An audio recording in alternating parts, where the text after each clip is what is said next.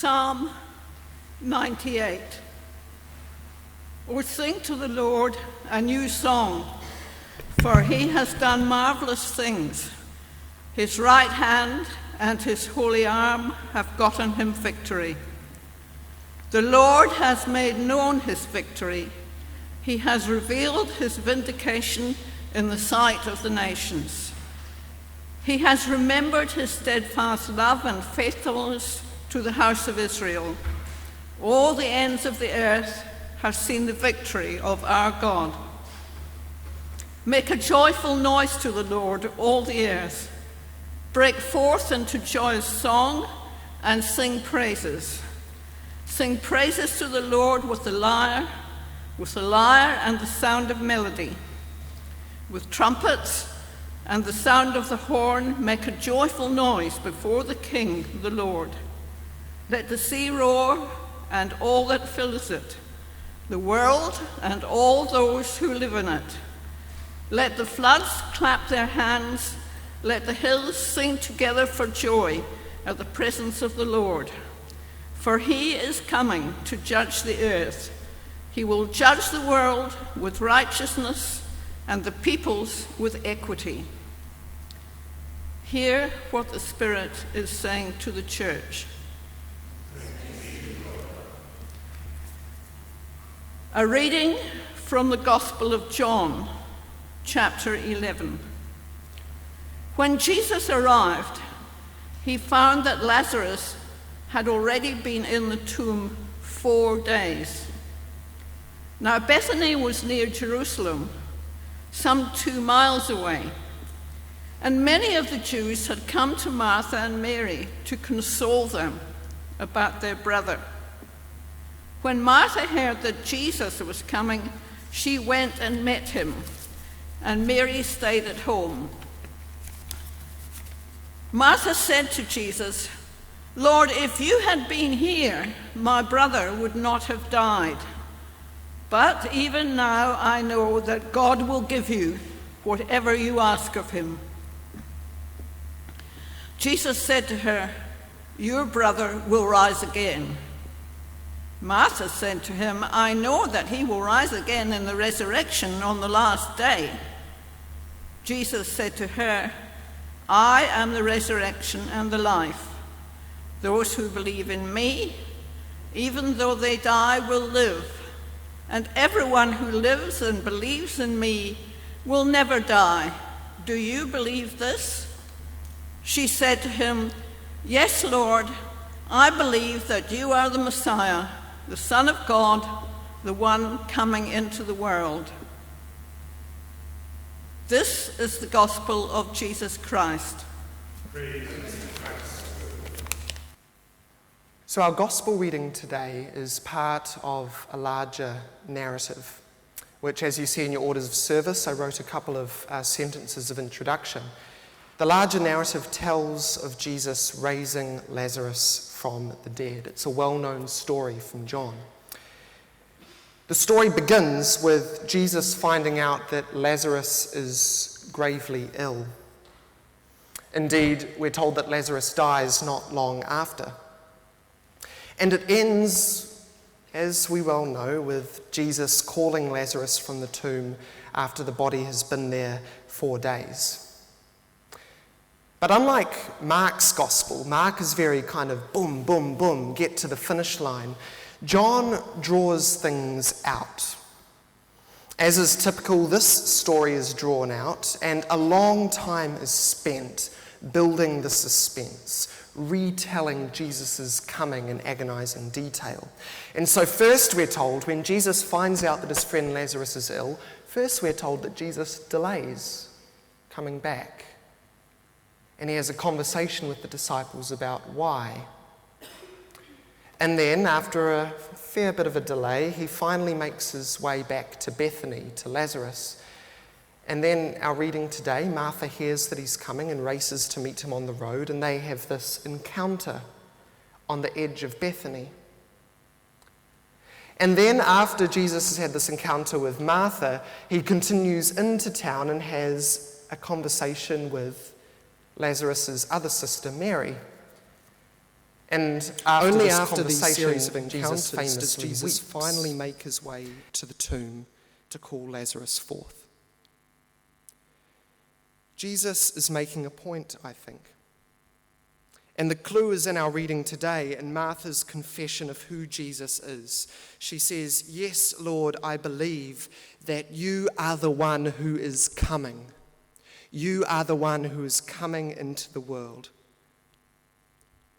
I think there's something of the life of faith characterized in these words, characterized by this middle space, this tension which Martha is in.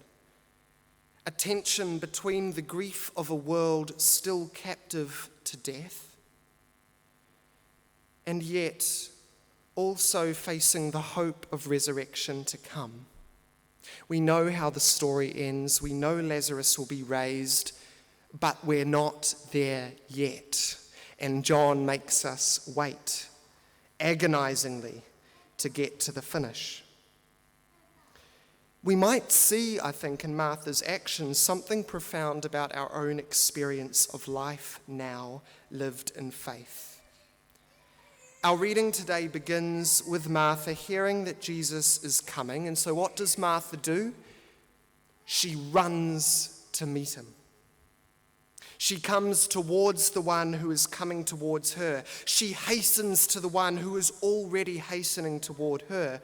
And so we have this beautiful encounter between Jesus and Martha on the way.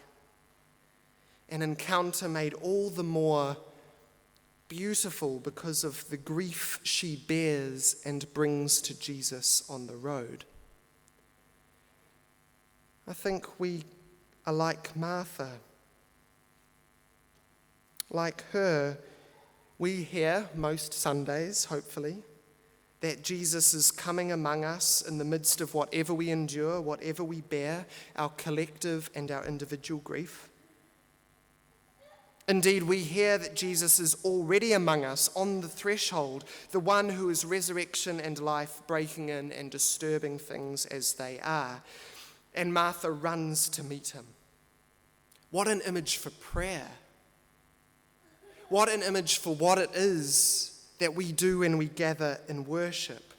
We are hastening towards the one who is already hastening towards us.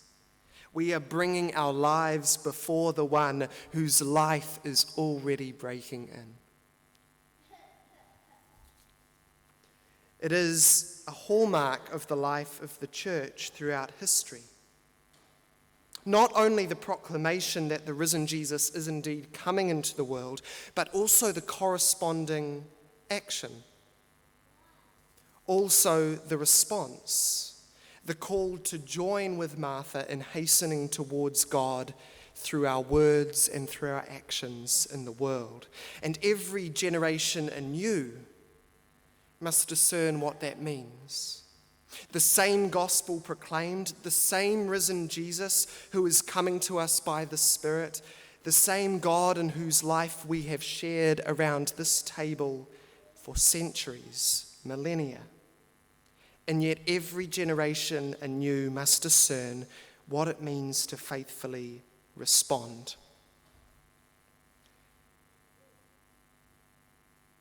"161 years ago today, Knox Church held its first services of worship. Not one, not two, but 3 services squeezed into a Sunday to kick off with a hiss and a roar. Reverend Donald Stewart, the first minister of Knox Church, preached in the afternoon on this passage we've heard today. And it got me wondering how Stewart might have reflected on the passage. And perhaps more importantly, how the gathered congregation heard and interpreted it. How it may have been heard by a Pule, or an Indira, or an Anne. What would they have heard on that first Sunday? How did they seek to meet Jesus on the road and journey with him towards resurrection and life? How did they, in their context, commit themselves to the vision of God's life with them? How were they faithful in word and action?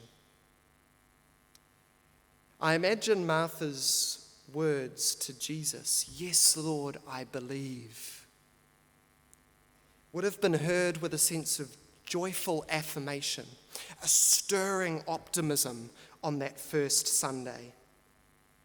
The story of Knox's humble beginnings bears witness to what I would call a liberal, generous, ecumenical spirit. Knox was actually originally an amalgamation between two separate congregations. On the one hand, an offshoot from First Church in the centre of town, and on the other hand, a non-denominational congregation consisting of Methodists, Congregationalists, all sorts of other different traditions, working together. And in order to build the church building in Manse, and in order to afford a new minister and to bring him and his family over from Scotland, the church needed to take on a sizable debt. And at their first congregational meeting, these words, "They heartily resolved to pay off the debt." Imagine what it would mean for us to heartily resolve to pay off debt. Many generous benefactors indeed committed at that first meeting to pay off the debt in what amounted to about $140,000 in today's money at that first meeting. By the way, I'm not suggesting anything about our current financial woes. But I am pointing to this spirit of liberality and working together in pursuit of a shared goal, not only for what Knox could be, but also for what this city could be. A vision of a liberal, godly, educated society for the flourishing of all. And the church was at the centre of this vision, playing a central role in forming people in service of the public good, people who gave of themselves for the good of all. The church was not only at the centre of this vision, but Knox was, in a literal sense, at the cutting edge, at the margins, leading the way. Just as Bethany lay on the edge of Jerusalem, so too North Dunedin, where we are now, was once on the edge of the Dunedin township. At that stage, few people took the road north because it was unpaved, and in heavy rains, it would turn into an impassable quagmire, impassable without the proper boots. And yet Knox was erected here in the mud and the mire, a symbol of a growing city and the expectations and the hopes its people had for it, what we could be together. 161 years later, we see the fruits of that vision. We see what the city has become and indeed is still becoming. And Knox played a significant role in the life of this city over the early years, both in its civic life, in the development of its social welfare system and workers' rights, but perhaps above all, Knox's contribution to the educational life of this city, evident particularly in its relationship to the university. Donald Stewart was, of course, the first Vice-Chancellor of Otago. And so we celebrate this legacy. The original foresight, the liberality, the ecumenical spirit of those who went before, which we continue to benefit from today, both here at Knox, but also in the wider city. What might we take from this? Well, while we don't want to overly romanticize or overstate the legacy of Knox, and while we can recognise that history is always one-sided and there are certain voices that may not have been heard, we can nonetheless celebrate and see in our history a people who, like us, have been captivated by the hope of the risen Jesus coming now. A people seeking in good faith to hasten towards him in word and action through the formation of a flourishing society, and we give thanks today. But we also pause. We pause to ask how we might hear the passage differently today. The same passage, the same gospel, the same Christ. But what does it mean for us in 2021 to hear that Jesus is coming now into our context?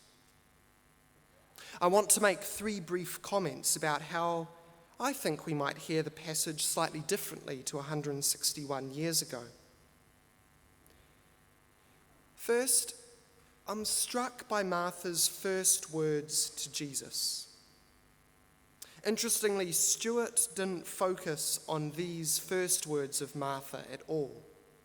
And in a way, given the sense of optimism at the time, I'm not surprised, because Martha's first words aren't exactly bursting with optimism. In fact, her first words are words of accusation, words of confusion, words of lament, even words of anger. Lord, if you had been here sooner, my brother would not have died. To be people who believe that Jesus is indeed the resurrection and the life does not mean that we live with relentless positivity or unbridled optimism, pretending that everything is okay. In fact, precisely because we believe in the risen Jesus breaking into the world, the grief we hold as individuals and as a society becomes all the more scandalous. Lord, if you had been here sooner, for God's sake, this would not have happened. As a people of resurrection in a time of rapid church decline, in a time of global pandemic, in a time of environmental collapse, I believe we are invited with Martha to pick up those words again. Lord, if you had been here sooner. Second, I'm struck by Martha's limited grasp, her limited understanding. To Jesus' words, your brother will rise again, she responds, yes, Lord, I know he'll rise again on the last day.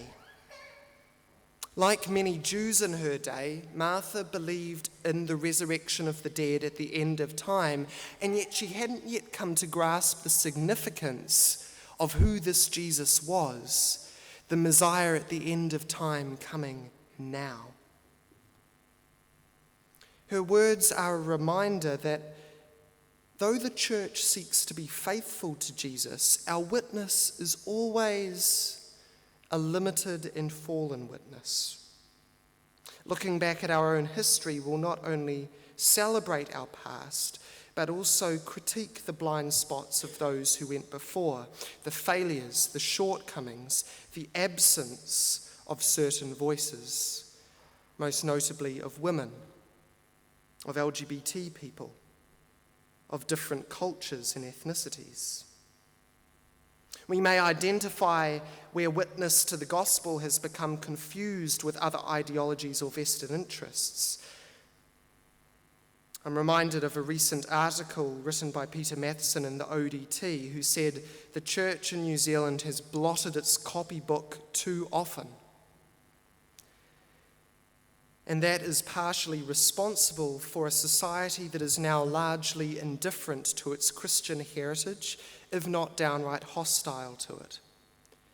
Consequently, we are living in a time of cultural amnesia, both in society and in the church.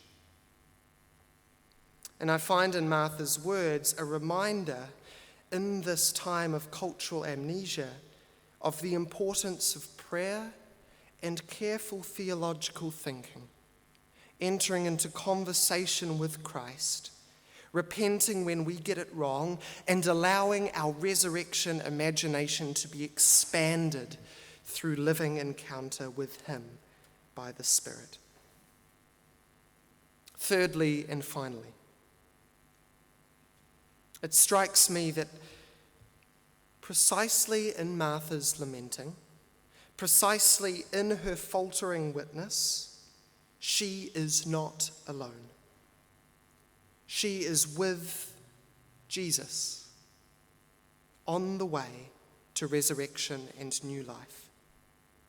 She sets out in faith with him, trusting her fellow traveller, believing that her brother Lazarus will not be left in the tomb, believing that death and decay is not the final word, believing that this life has been earmarked for something more, trusting that God is at work because Jesus is here with her. Like Martha in gathering around this table, we too encounter the living Jesus on the way. We encounter Jesus while bearing our grief and the grief of the world. We encounter Jesus as people who have failed to understand fully and who will continue to misunderstand, whose witness is deeply broken. But we continue to encounter Jesus nonetheless, the one who is hastening towards us, the one who weeps alongside us, the one who leads us to the tomb and cries into the abyss, "Lazarus, come forth." Amen.